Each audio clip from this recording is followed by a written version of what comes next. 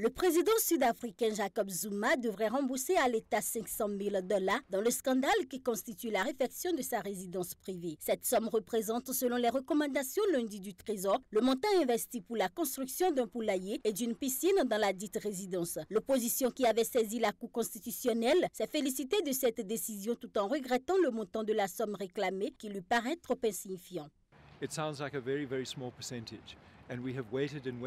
Ça représente vraiment un petit pourcentage et nous avons attendu longtemps. Je me demande si les intérêts ont été comptés dans cette somme. Et en plus de cela, le président devrait démissionner. Il n'y a pas d'autre issue pour nous lorsque ce dirigeant indélicat se comporte comme si nous étions dans une république bananière. Il n'y a pas d'autre issue que sa démission.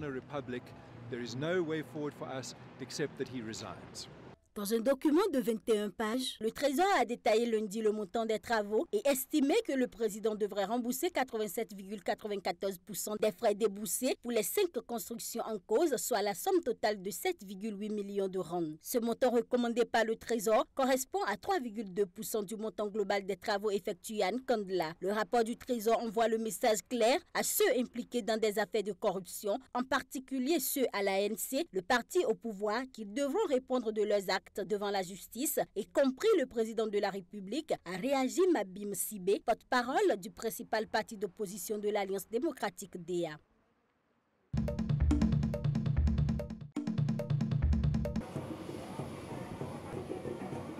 La première dame des États-Unis, Michelle Obama, a invité les jeunes filles du Libéria à lutter pour rester à l'école lors d'une visite dans ce pays, dans le cadre d'une tournée en faveur de l'accès à l'éducation.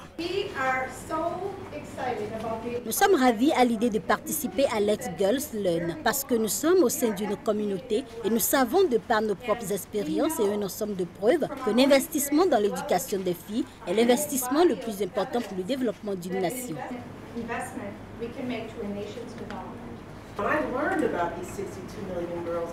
Quand j'ai appris qu'il y avait 62 millions de filles à travers le monde qui n'ont pas des opportunités d'étudier, j'étais frustrée. Surtout dans un pays comme les États-Unis, nous avons de nombreuses filles qui ne vont pas à l'école, qui ne profitent pas de nos énormes ressources. Non pas parce qu'elles ne peuvent pas se le permettre, mais parce qu'elles ne savent pas combien c'est important.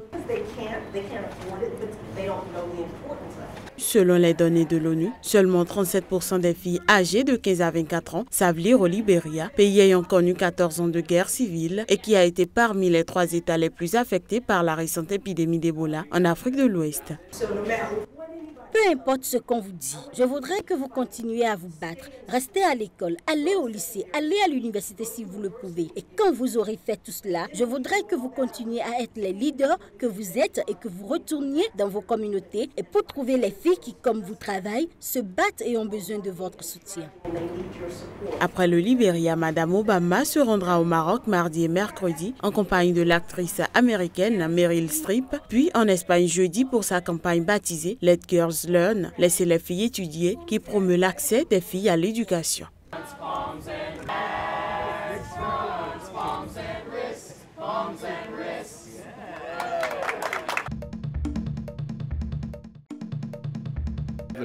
Des experts en technologie et défenseurs de l'environnement ont mis en avant l'importance des technologies spatiales pour lutter contre le braconnage et protéger la faune lors d'une conférence lundi à Nairobi au Kenya.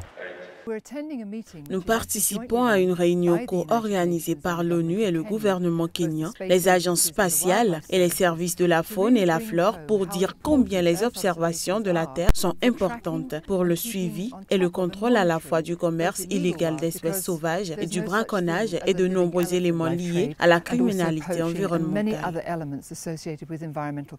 Des progrès récents en matière de radars et de satellites pouvant traverser les nuages permettent de détecter les braconniers.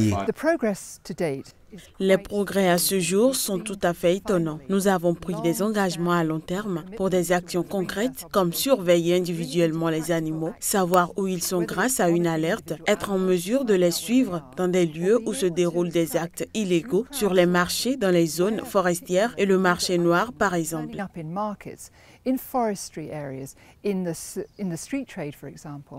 Et pour les pays comme le Kenya, le commerce de l'ivoire a réellement un impact sur le tourisme parce qu'il n'est pas possible qu'un éléphant vive sans défenseur. Alors forcément, nous parlons de l'ivoire, nous parlons des oiseaux. Donc les gouvernements ont choisi de prendre des mesures à la fois à l'échelle nationale mais aussi à l'échelle internationale, a expliqué la directrice.